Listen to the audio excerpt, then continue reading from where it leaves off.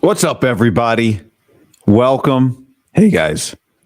It is Monday. It is June, and we got a busy week ahead. 49ers will have a couple, if you're a Niner fan, we'll have a couple open practices Tuesday and Wednesday. We'll be at those, and a lot to report back to you from the weekend. But woke up on Monday morning with news, and the news is this is why you wait. If you're Brandon Aiyuk, if you're CeeDee Lamb, it makes sense to wait for the top of the market. The top of the market has been set, and it is on the moon. It's Justin Jefferson's new contract. 4 years, $140 million. And as you know, I think you know, when a new contract gets announced, you take a breath.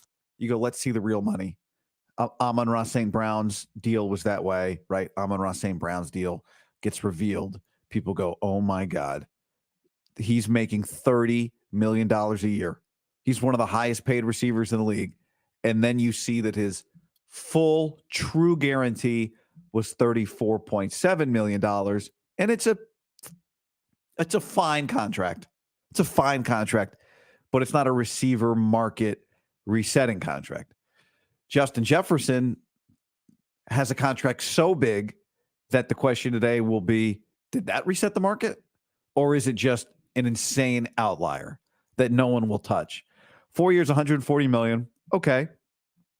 $110 million guaranteed. Okay.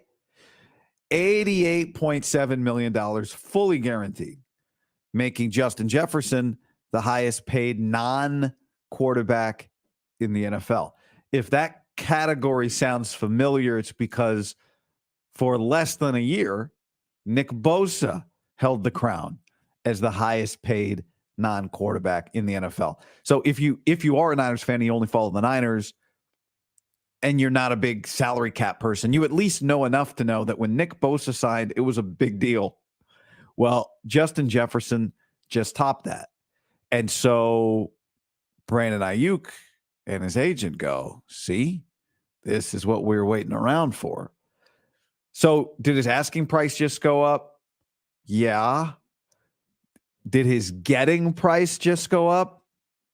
Maybe.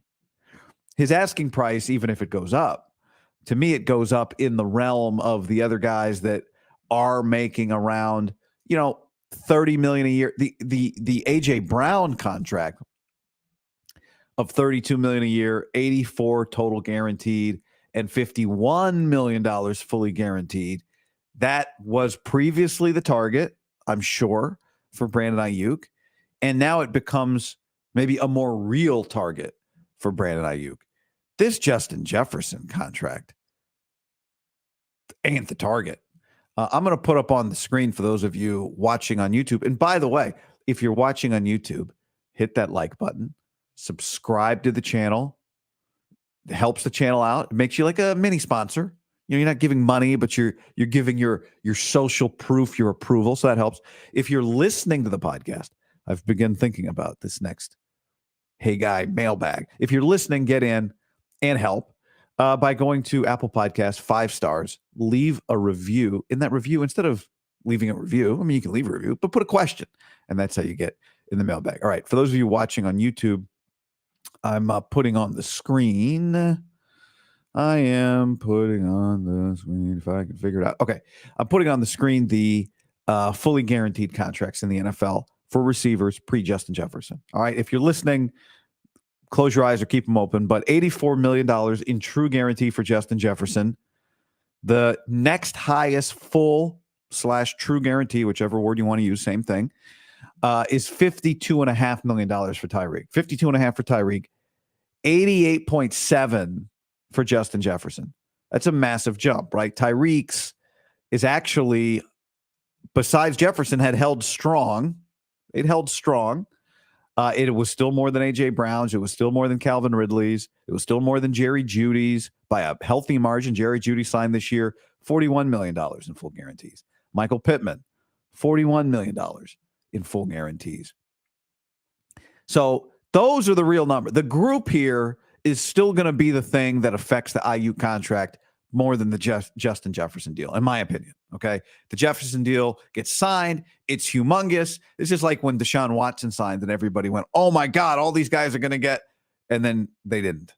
And fully guaranteed contracts. And quarterbacks contracts, while they're not fully guaranteed, often they are contracts where the quarterback realizes the full total guarantee in the deal. Quarterbacks. Everybody else usually doesn't get to play that game. So this may slow things down a little, maybe, but I think when your number is this much of an outlier, both the agent and the Niners got to say to Aiyuk's agent, okay, boy, that was crazy, wasn't it? Anyway, back to the regularly scheduled business of you asking for an AJ Brown contract and us going, yeah, we don't really want to do the AJ Brown contract, but we are more than happy to give you. You are definitely deserving. You will get more fully guaranteed money than Amon-Ra St. Brown's $35 million, right? You want 47? Ooh, we could do 47 fully guaranteed. We could do maybe Brandon will do 25 million a year. So, his asking price goes up. CeeDee Lamb's asking price goes up. But to me, their asking price goes up like as a percentage versus the real comps here. Not, oh, well, Justin Jefferson now is the top of the market, so I'm going to get more than Tyreek Hill. Hell, Tyreek's going to want more, but, they just signed Jalen Waddle, and Jeremy Fowler reported over the weekend or end of last week, the next piece of business for the Dolphins is going to be Tua's contract. And Tua's contract is going to be very interesting. The reality is that Tua's contract will be more interesting to the 49ers than Justin Jefferson's contract, right?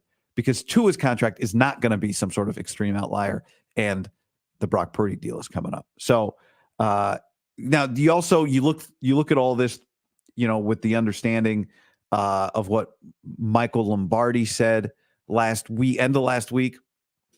When Michael Lombardi said that, quote, there was talk that at the draft that Pittsburgh thought they had made a trade with the Niners, whether it was for Debo or whether it was for Aiyuk, I don't know. But then things kind of fell apart late. There was talk that Pittsburgh thought they'd made a trade. All right, something to keep an eye on. I mean, is a trade more likely today than it was yesterday? Is Aiyuk playing on the fifth-year option more likely today than it was yesterday? Well, that depends on do Aiyuk and his agent look at Justin Jefferson as a relevant part of this conversation? I'm sure they'd like to, but if you're doing it in good faith, if you go, okay, really, are we really going to get near that number, or is it still about what they want? I'm sure. Is AJ Brown's deal is what I'm sure Brandon Aiyuk's agent would like.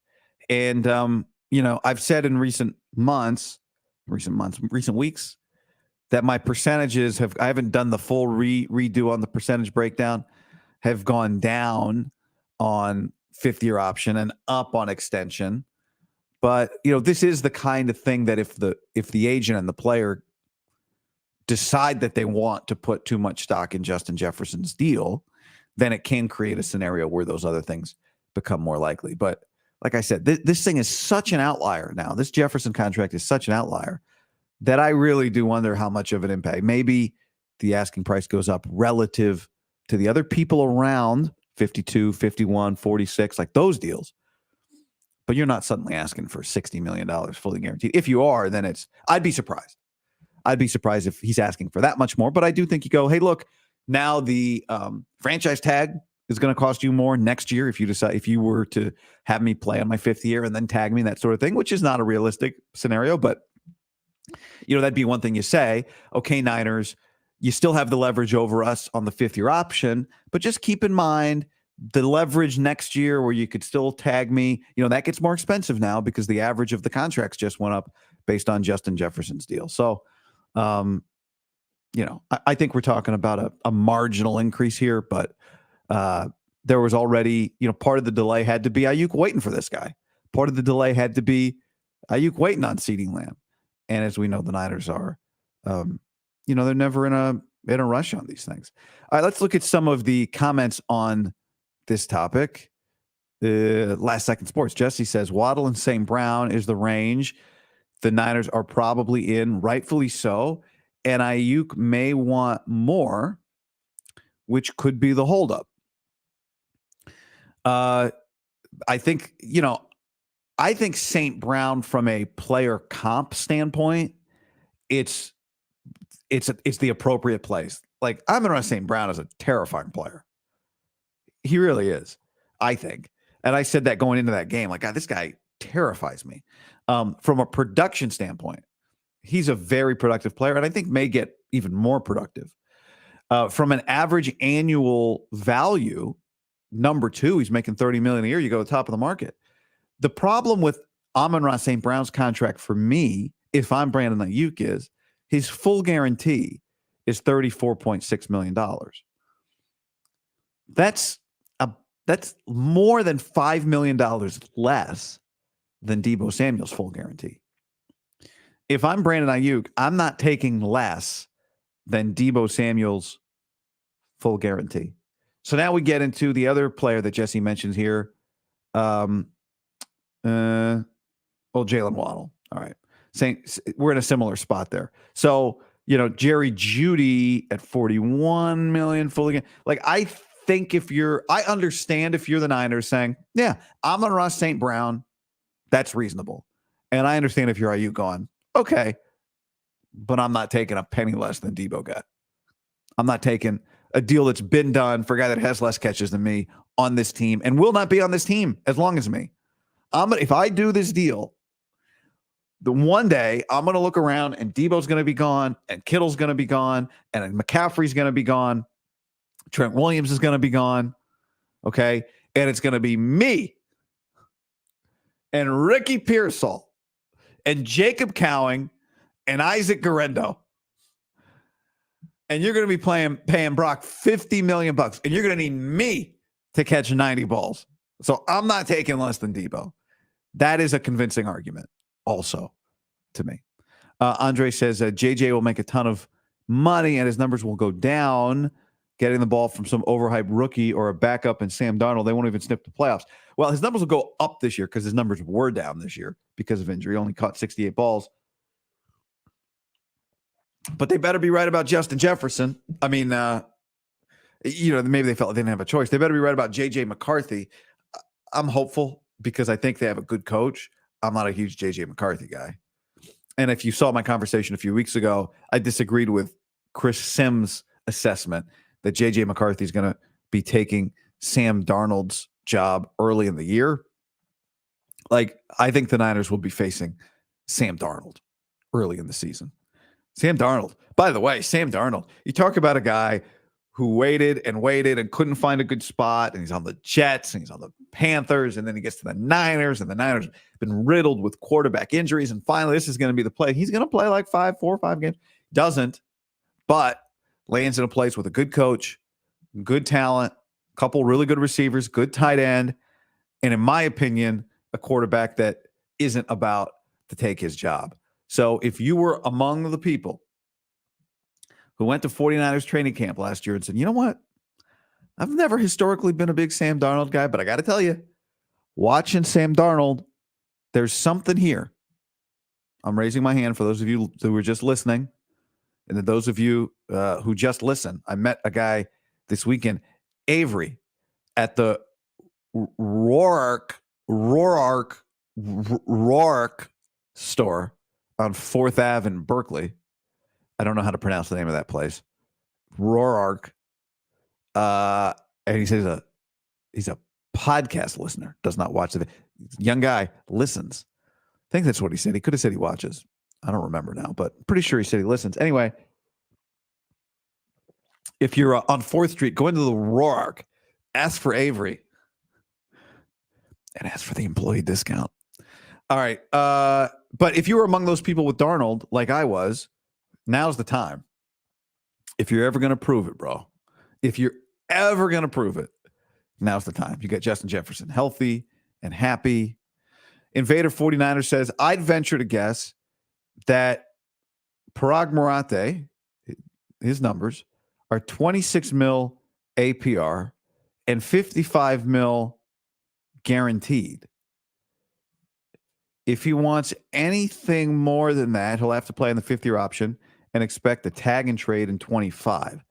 So as you guys know, the first part of this, if he wants anything more to that, he'll have to play a 5th-year option. The 5th-year option part, I've said that I think is a realistic possibility. A tag and trade, I don't. But the question here is 55 mil guaranteed is what Invader's numbers are. Are you talking total guarantee or full guarantee? We should talk about these in the full guarantees because that's really the hardest number. That's the number that doesn't disappear, that you can't change.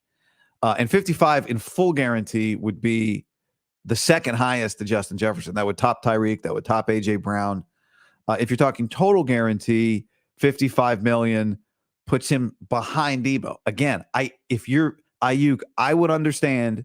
If you want to call him unrealistic, fine. I think it's very reasonable for Aiyuk to go, I'm not taking less than Debo. I'm not taking less than 58 total guarantees. I'm not taking less than 71.5 overall. Nate says, if we're being honest, Aiyuk is the easiest player on the offense to replace. Oh, well, why? Let's be honest. I mean, I got honest. That's fine. I mean, I think the Niners' top 5 most important player list, if you make that list, it's very difficult. I think Aiyuk is easier in theory because you watch him and go, what does he do that's exceptional? I think he's kind of like Brock in the sense that what he does that's exceptional is the right thing often. Plays with anticipation, plays with precision, plays with consistency, plays with toughness, plays with physicality, right? Willing to block, does all that stuff that you kind of take for granted. But when you put it all together, it's a rare combination. So, I don't know if we did the list, if my list would be different than Nate's over here. But I think it's pretty important. Now, I saw, PFF did their most talented full, whatever it was, best roster, just their top roster rankings over the weekend. And the Niners were number 1. And, I started thinking about that as maybe a little subject for the podcast or video. Like if they have the best roster, who are the most important players? This week, I'm going out to watch them. Who are the most important players? Brock is one. Fred, I would put for the 2024 San Francisco 49ers, I think I'd put Fred Warner ahead of any individual offensive player. Christian McCaffrey, Debo, Aiyuk, Kittle, these guys are all massively important.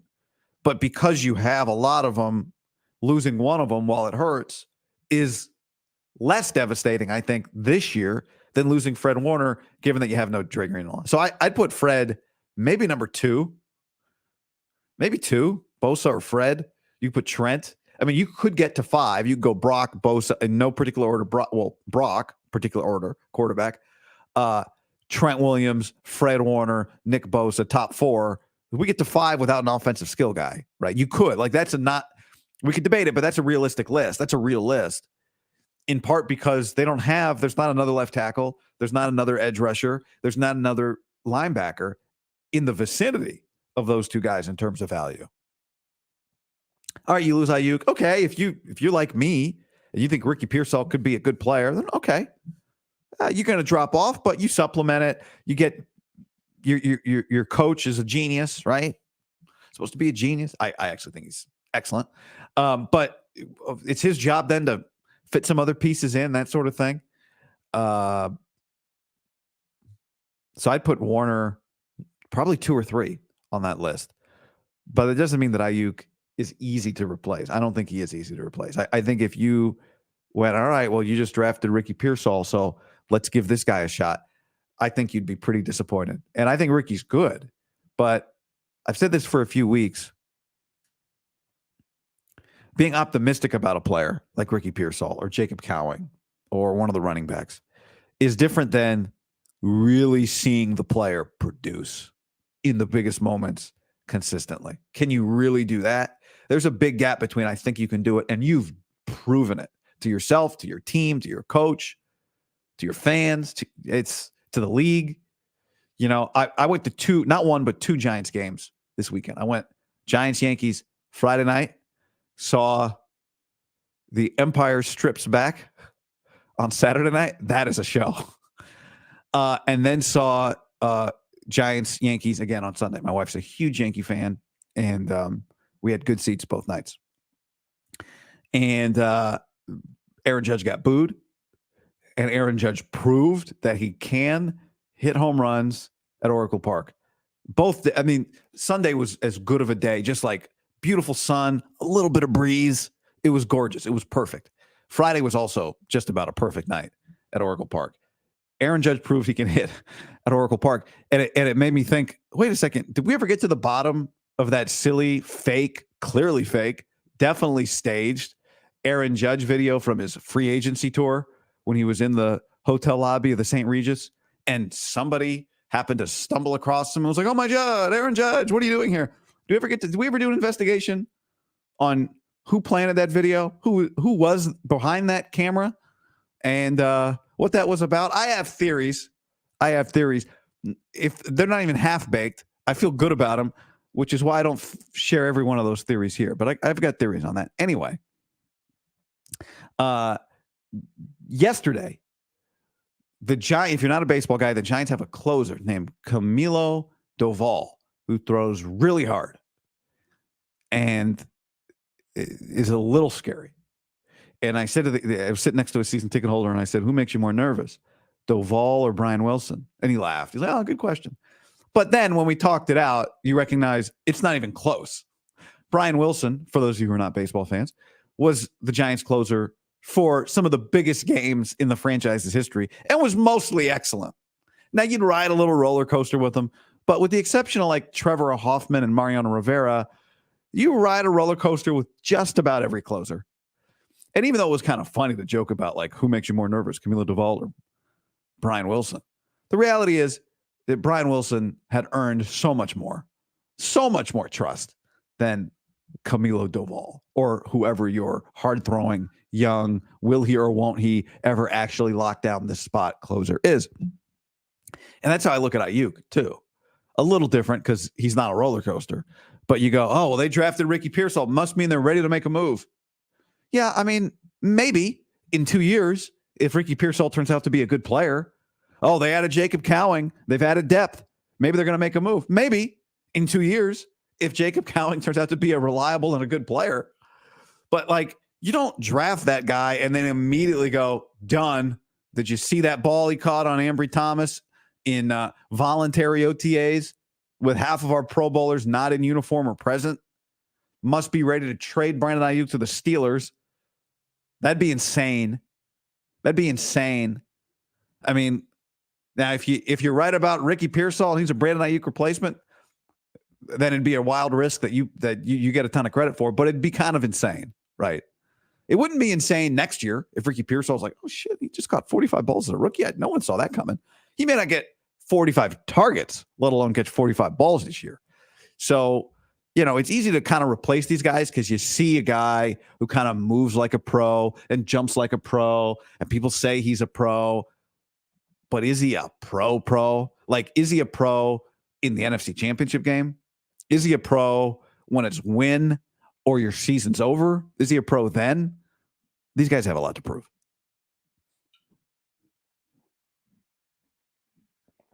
They've got a lot to prove. And the 49ers are going to have some really hard decisions to make in the very near future. And maybe they'll make one soon. But they don't have to make those decisions right now. They don't have to do it right now. Let's see. What else are we are? Let's another comment here. This team always has drama. Shake my head. Usually it was a quarterback controversy.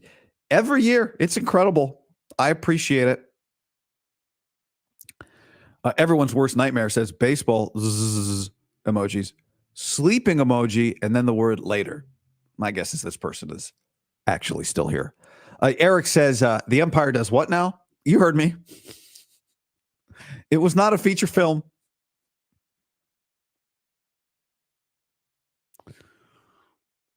I'm scrolling back up. Get a couple of your Keeping the Faith says the Jefferson deal is fine for Minnesota. Why? Because they now have a rookie quarterback contract built around McCarthy. Good luck.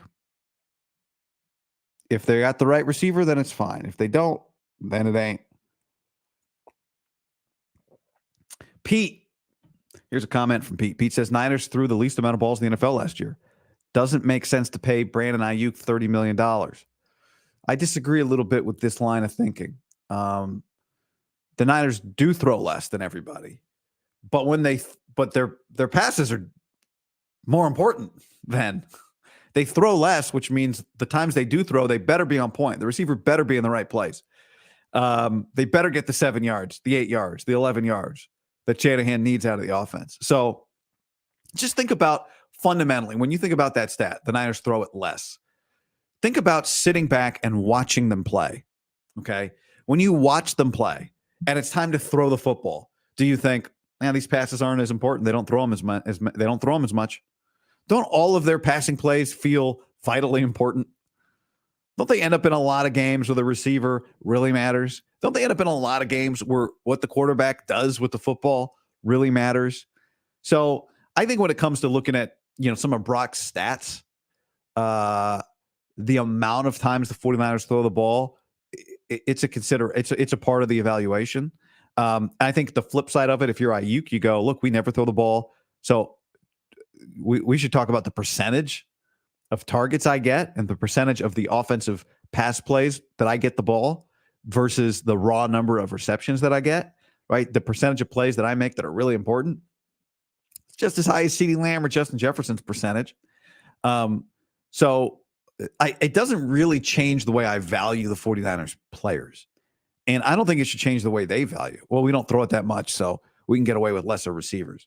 Well, you're still playing number one corners.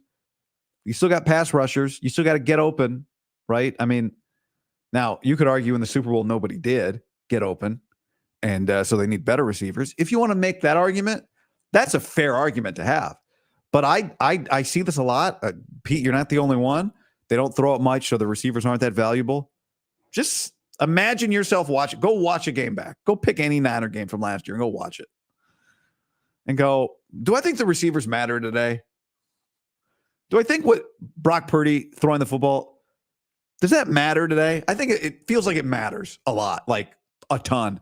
Actually, it feels like it matters just as much as everybody else. The forward pass still matters. The game has changed, but the forward pass matters. Niners love to run the ball, but the forward pass matters. So I don't subscribe to this. I disagree with it strongly. Now, they throw the ball, right? The running back's the third most targeted receiver. That's nothing new. Freeman and Coleman combined second most behind Julio. Yeah, combined. This is an old Falcons Shanahan comment here. McCaffrey got 83 targets last year. So they throw the ball in different ways. But, I don't think you can watch them and say that Brandon Aiyuk isn't critically important to the team. One other note from the weekend, not related to this, is that Caitlin Clark was a huge story. I don't understand everybody getting the story wrong. Not everybody, a lot of people getting the story wrong. Now, I've been in the Bay Area for a long time, as many of you have. I was doing local sports talk radio at the beginning of the Steph Curry era. I was fun talking about that time with Ethan Strauss on his podcast on Friday. If you subscribe, go check that out. I enjoyed it. But the league, the NBA, subsisted largely on debating Steph Curry for several years. And teams, and this whole, teams are beating him up and knocking him off the ball and bouncing him around.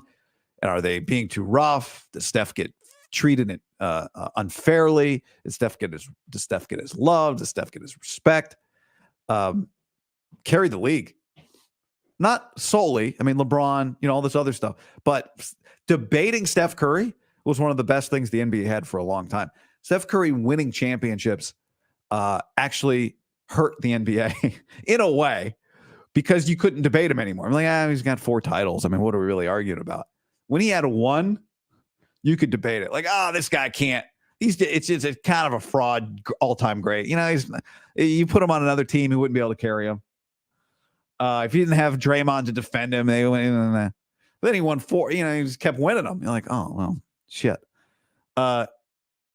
People were debating the WNBA this weekend. How is that bad? Like this whole Caitlin Clark is getting knocked around. Is this wrong? Don't they know? Don't these other players know they're on private jets because of her? It's like, this is great for your sport. It reminded me of when I was doing A's pre and post game stuff. Like 2012, 2013, I was doing the A's pre and post game show on radio. And the A's were good, but their attendance still was not. And then they get to the postseason and, all of a sudden, like national writers start showing up, more local reporters start showing up in the press box, and the press box is full. And, some of the local, the everyday people would grumble like, what, now they show up, now they show up. It's an insane mindset. Oh, now they're interested, It's an insane mindset. You don't fill stadiums on hardcore fans. You fill stadiums on casual fans. You don't get record ratings on hardcore fans. You get record ratings on casual fans. And casual fans come for easy to digest storylines. It's very simple. That's it. That applies to the NBA. That's why the NFL does casual storylines better than everybody, because their quarterbacks are all huge names. Every little thing that happens is a big deal. Then the Taylor Swift thing, you saw, that's a casual fan storyline that helped the NFL take it to another level this year. Are the other players mean to Caitlin Clark? That's a great casual fan storyline. Like, people are knocking her around. Is she still going to score? That's a fantastic storyline. Don't kill that storyline. People are in a rush to stop. No, don't do this. Now you got to protect. You don't want to break an arm, but you need her available. But that's such a great storyline. Wait, people hate each other in the WNBA? That's not a thing that your casual fan recognizes. Now, in the NBA, rivalries, Bird and Magic, LeBron, Cavs, Warriors, they hate each other. That's awesome. Draymond. I hate Draymond.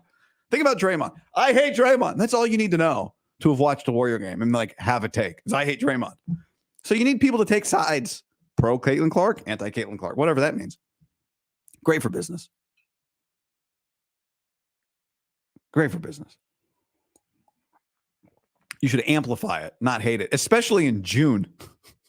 In June, it's about as baseball needs somebody to hate somebody. For the love of God. Can they get a rivalry? Anybody? Is there anybody to hate? The Dodgers? The Yankees are a powerhouse, by the way. We knew that. I mean, they are. I think I put them ahead of the Dallas Cowboys. 39,000 plus sellout yesterday. Ton of Yankee fans. They'd start going. And this is a great example of how just trying to spite somebody else is the simplest storyline. The Yankees fans would start chanting, "Let's go Yankees." And then the Giants fans would go, "Let's go Giants." Giants fans didn't really do it, "Let's go Giants," until the Yankees fans started doing it, "Let's go Yankees." It just feels like a big deal, when they're in town. So anyway, if I were the WNBA, I haven't watched the debate show this morning. I'm guessing Stephen A is doing some of that, but basically treating Caitlin Clark like Steph Curry, creating a with us or against us thing would be beneficial to the WNBA. Also, a couple other Giants takes. Boy, Blake Snell in person. I was sitting behind home plate yesterday.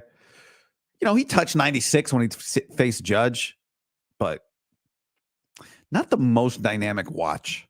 You think about Cy Young winners. You're like, oh, I'm going to see Randy Johnson or Pedro Martinez, 2-time Cy Young Award winners.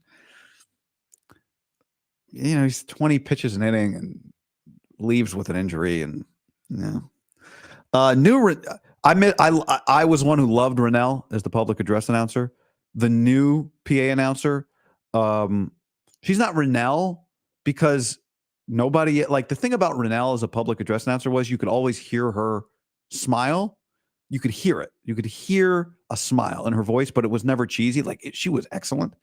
New PA announcer, not Rennell. Fine. You can't be. If you try to be, it'd be obvious that you were trying to be. But I thought she was excellent. I enjoyed it. Had a good vibe yesterday at the ballpark, and on Friday. Those were the first two Giants games I've been to this year, and really good, excellent vibes at the ballpark. Excellent vibe. The Yankees having a full crowd. I don't forget I say this, but I do so much football now. I'm so into football now, like every day, college and NFL. That my baseball has gotten a little more casual, even though it's my first love of a sport, and I still love it. Having a baseball team really in the mix, like a real, just like you might win the division, a true contender. Hard to beat because it's every day. It's every day you got a team that's like people are fired up about. And, it's worth spending the money. If you're going to have the team, and I listened to Greg Johnson, the controlling partner of the Giants, on Kawakami's podcast the other day. And he's like, yeah, we're not going to make money this year. If you're going to have a team, you might as well try and win.